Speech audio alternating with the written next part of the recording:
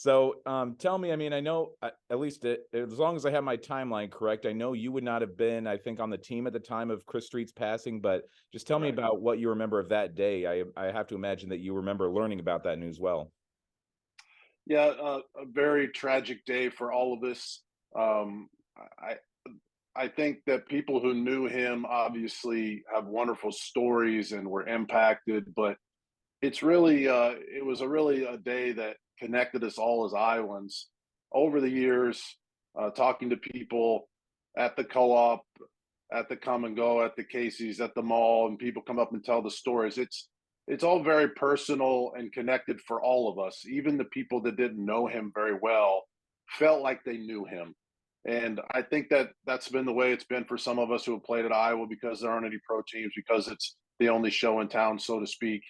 Um, it just was kind of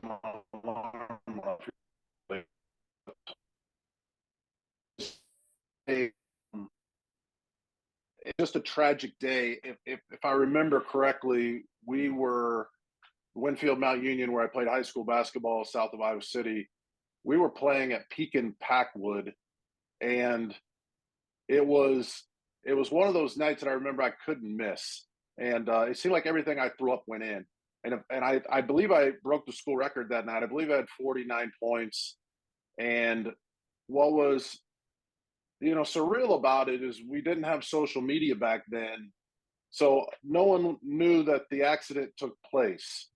And I don't think that the game would have been played had we known the time frame looking back. And even after the game, which would have been, pretty late after the girl boy doubleheader, it took until we all got back on the bus. No one, these were packed gyms. No one knew. And so we get on the bus, and it might have been Jim Zabel on WHO. It would have been WHO. And it comes over the radio. And I remember my coach, Mike Kelker, yelling back, like, be quiet, be quiet. Something just happened. And that news comes out. And for us, it was just devastating. The next couple days were so sad for everybody. The morning, the funeral, my mom and dad, I had committed to Iowa. I had played with Chris Street in the primetime league. My mom and dad, his mom and dad were friends. My grandparents, it was, you connect in the primetime league. We had some good battles, and Chris was always incredibly good to me, and one of the main reasons that I committed with Iowa. But we went to the funeral, and Wade Looking Bill, John Streef, Dr. Tom, they wanted my mom and dad and I to ride the bus with them, from the visitation part of it over to the funeral and sit with the team. So as a senior in high school, that's a really powerful and impactful memory of kind of when I officially became a member of the team under such tragic circumstances.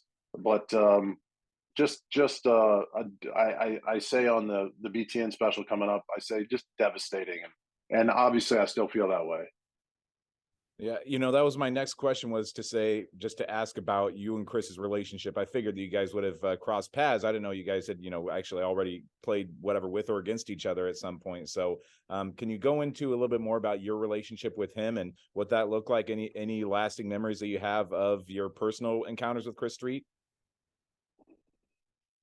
Yeah, he was always very highly opinionated, and it was funny when I was a junior and senior, and I'd sit behind the Iowa bench. I would stick my head in the huddle a little bit just to try to learn the lingo and just to be a part of it. And I remember he would always come off the court not wanting to be taken out of the game. And I remember one time AC Earl was struggling to guard somebody, and I remember Chris coming off and yapping at Coach Davis to see. He said, "Coach, put me on him. Put me on him. If AC doesn't want to guard tonight, then I'll guard him." He was kind of like that. He just wanted that challenge. So I got to know him just a little bit. Obviously, before and after games, he was always good to everybody, and I mean everybody. And you'll hear so many of those stories coming out. And when I was being recruited, there's always a little confusion when you're being recruited, right? Do they really want me? Uh, would I fit in here? Is this substitution thing going to work for me? All those things. And Gary Close, an assistant at the time, had me come up to campus and spend the day with Chris. And he said, just bounce all this stuff off of him. Chris just shot down every doubt that I had.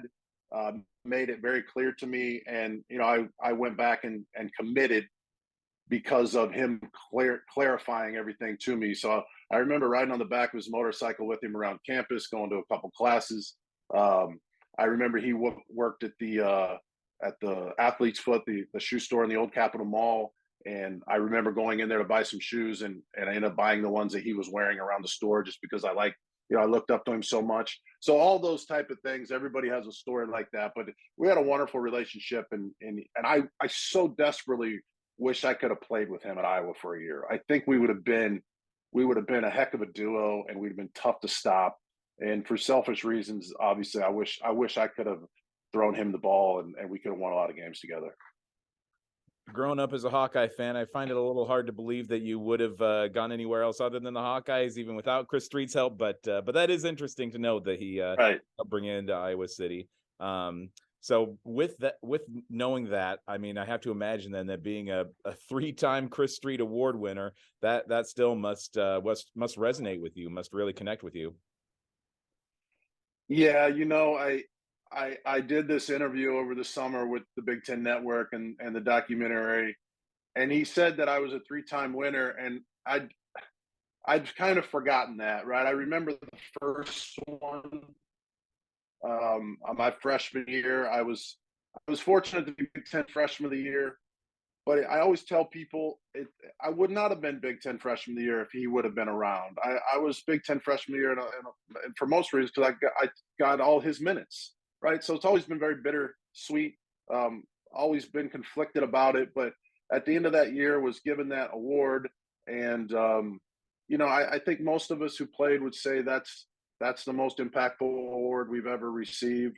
Your peers go into it, the coaches go into it, the fans are involved in it. Which player, just brings that energy and that toughness and that passion and all the things that he stood for. It really meant a lot to me. And it's different for the kids who win it today because they didn't know Chris, and some of them now weren't even born when Chris was playing. But Mike and Patty have done a really good job through the golf tournament and through coming to games of keeping that relationship going with the program. And so they know how special it is and what it means. But those first, Wade Looking Bill, myself, those first 3 or 4 years, it was really tough to receive it, even though you wanted it, because you were still in mourning over this. This can't be real. Like I'm thankful to have this award, but I sure as heck don't want it, because that would mean Chris was still here. Yeah, that's interesting. Do you still have? I guess I'm thinking right now. I don't even know if they give out a trophy or a plaque or what it is, but do you still have that around the house anywhere? Any of those Chris Street awards? I'm not a big put the trophies and plaques out. I just always thought I don't care that people do it, and I love it, and someday I probably will. But I just thought for my own daughters, I didn't want them to grow up with false expectations of seeing awards and all over the house. So it would be in the attic at mom and dad's house at the farm somewhere. I and someday I need to put those out, but for right now, it's just in my heart, and it's going to be a really sad night for me and for all of us in the Hawkeye family and for the Iowa family and everybody in Big Ten basketball. It's going to be a very sad night to watch it. It was very emotional going through it and very raw sitting down and talking about it. And the trailer just came out the other day. That really helped me. I wasn't sure I was going to be able to watch it for a while, but the trailer kind of broke something in me in a positive way to see everybody else speaking. And so I'll sit down and watch it, and it'll bring back some special memories and the impact that he had on all of us. What's your relationship like right now with Chris's parents? I mean, do you still have some sort of connection or contact with them?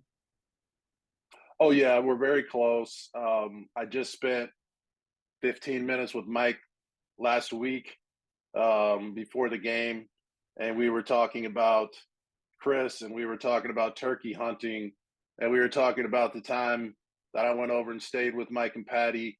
Um, there was a time after my freshman year where things were coming at me pretty quickly. It was kind of the storyline that I was the first kid to start as a freshman since Chris Street. I played a lot like Chris Street. We were all, it was a tough year to go through. We had Chris's locker was left set up in the locker room for my freshman year. So I sat right across from it, and it was every day, right? You're reminded of the tragedy, and it was amazing. So at the end of the year, trying to get my timelines blended together, Coach Close, just like he had done with Chris, to talk with me and take me around campus and answer my questions, just like he'd done that. He told me to go over and spend a couple days with Mike and Patty. And so that we really got close then. And that was very good for me to be able to have Mike and Patty pour into me and show me Chris's life and the things that he liked. And they were just very supportive, and it took a lot of pressure off of me. And so, yeah, I mean, I would go to war with Mike Street any day of the week, and to see Sarah and Betsy, what they become and how they battle through that. Obviously, only people in your viewing area who have lost a child can even understand anything that these people have gone through. And so that's a group that you would never want to be in, and yet you have to deal with it. And then you take Mike and Patty and Betsy, that it's been so public, that would be positive and negative. So I love seeing them at the games and sharing a little bit with them. And we all, every time we talk, Chris comes up in a healthy way, and it's good for everybody involved.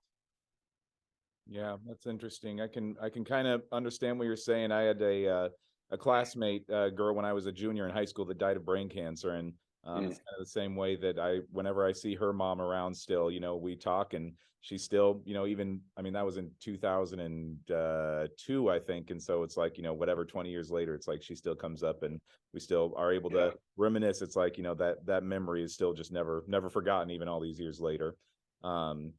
It sounds like, you've got this documentary coming out that's going to air on I guess later next week.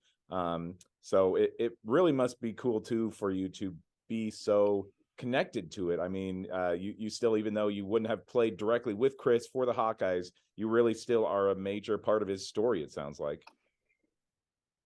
Yeah, unfortunately, I am. I guess he was such a big part of my life as a basketball player. I watched him play at the state tournament. I followed him. No one in the Big Ten, other than Damon Bailey at Indiana, had ever committed that early. So, that's a headline in the Des Moines Register, to Cedar Rapids Gazette. And then, so when you're a kid and you love basketball, it's like, whoa, who's Chris Street? And so you go to the state tournament, you watch him. He was a little injured, and he's an all-state quarterback and all these things. So then to be able to connect with him through the primetime league, that was just huge for me. And we had some really good battles. I was a little quicker than him. He was a lot tougher than I was. So there was that dynamic. He'd kill me on the block. I'd pull him out. And I gained his respect through the primetime league. And so when you're another player and you respect the guy and you believe in him, that's huge for a younger kid like myself.